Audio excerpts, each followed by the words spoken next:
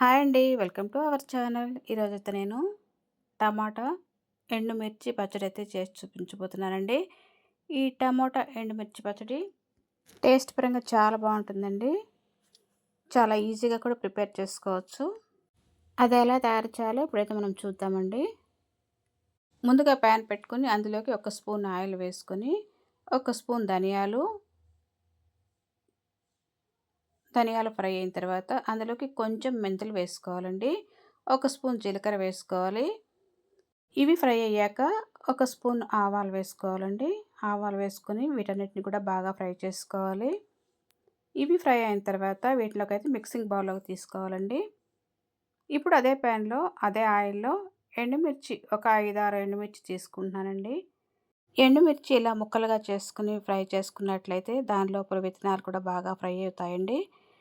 Taste చాలా బాగుంటుంది. ఇవైతే బాగా ఫ్రై చేసుకున్న తర్వాత ఇలా ఫ్రై చేసుకోవాలి.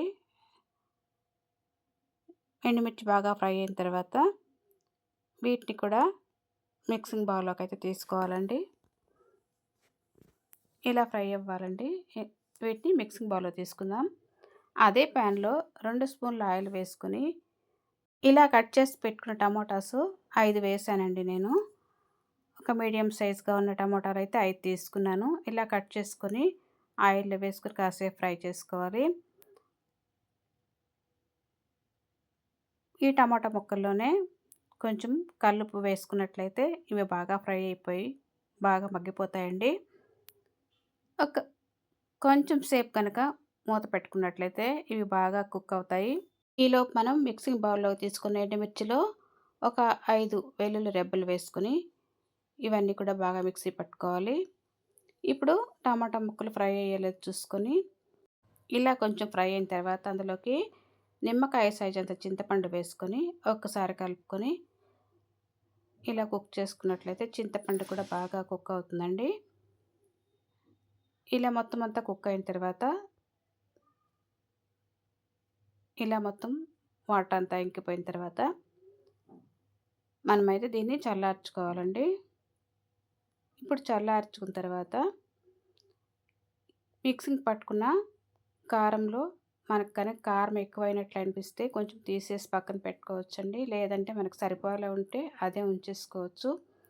కారం ఎక్కువ అనేది కాకుండా కొంచెం తీసి పక్కన పెట్టుకున్నట్లయితే ఎక్కువ తక్కువ కాకుండా ఉంటుందండి. ఎవరి కారానికి తగ్గట్టు వాళ్ళైతే కలుపుకోవచ్చు. నేనైతే 5-6 ఎండుమిర్చి తీసుకున్నాను కాబట్టి నాకైతే కారం సరిపోతుందండి.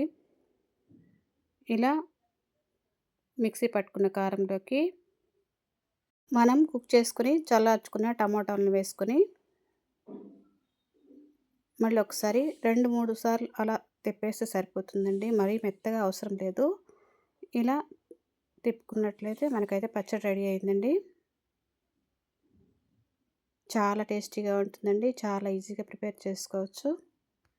పోపు కావాలనుకునే వాళ్ళు పోపు పెట్టుకోవచ్చు. లేకపోతే ఇలా డైరెక్ట్గా కూడా తీసేసుకోవచ్చు. ఇందులో ఆనియన్స్ కట్ చేసుకున్న బాగుంటాయండి.